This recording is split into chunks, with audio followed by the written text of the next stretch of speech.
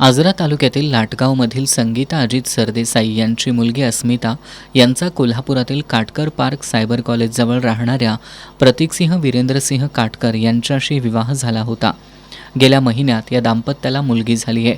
2 दिवसात मुलीला 1 महिना पूर्ण होत असल्यानं घरात तिच्या बारशाची लगबग सुरू असताना रविवारी दुपारी अस्मितानं सासरच्या घरात सिलिंग फॅनला ओढणीनं गळफास लावून घेतला।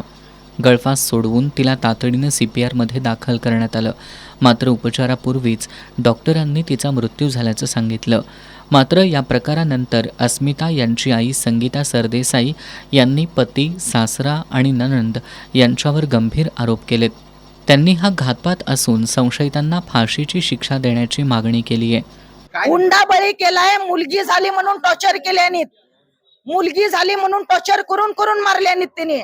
परवा दिवशी शुक्रवारी पोरगी माझी बोलले, मम्मी 15 तारखेला बारसं घाल, ऑगस्टला 15 तारखेला म्हणून। बारशाचा खर्च बी माझ्याकडेच, ह्यांचं बाळ माझ्याकडे खर्च। डिलेव्हरी झाली, हा पहिले बाळ पण आई करते, असू देत, दिलं का पोरगी सुखात राहू देत। 7वा महिना केला, अधिक महिना करून घेतल्याने, डिलेव्हरीला एवढे पैसे देऊन सुद्धा अधिक महिना करून घेतल्याने। 3 वर्षातनं एकदा येतं अधिक महिना कर। बाबाला किती हजार पगार आहे, पोरगी भावा म्हणणाऱ्याला किती हजार पगार आहे। माझं सगळं दागिने ठेवून माझ्या पोरगीची हाऊस केली का या घरात सुखी राहू दे पोरगी म्हणून, आणि हिने मारून टाकल्याने माझ्या पोरीला।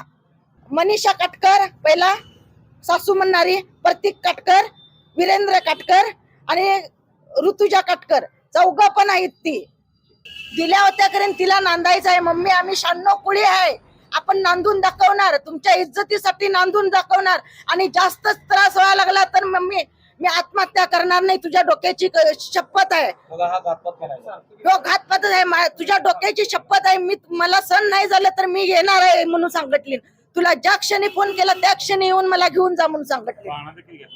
पाळणा 52,000चा पाळणा घेतल्याने, 40,000 रुपये पे केले आणि बारशाच्या वेळेला बाकीचे पैसे करायचे होते। कुठलं बाळ 52,000च्या पाळण्यात, 2,000च्या पाळण्यात झोपू शकत नाही बाळ, हा?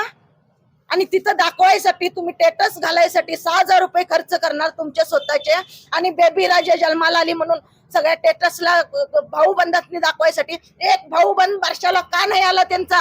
आता त्यासनी फाशी व्हायला पाहिजेत, कठोर शिक्षा हीच, खुनाच्या बदले खून। दरम्यान आज दुपारी अस्मिताची आई संगीता सरदेसाई यांच्या फिर्यादीवरून राजारामपुरी पोलीस ठाण्यात पती, सासू, सासरा आणि नणंद यांच्यावर गुन्हा दाखल करून त्यांना ताब्यात घेण्यात आले।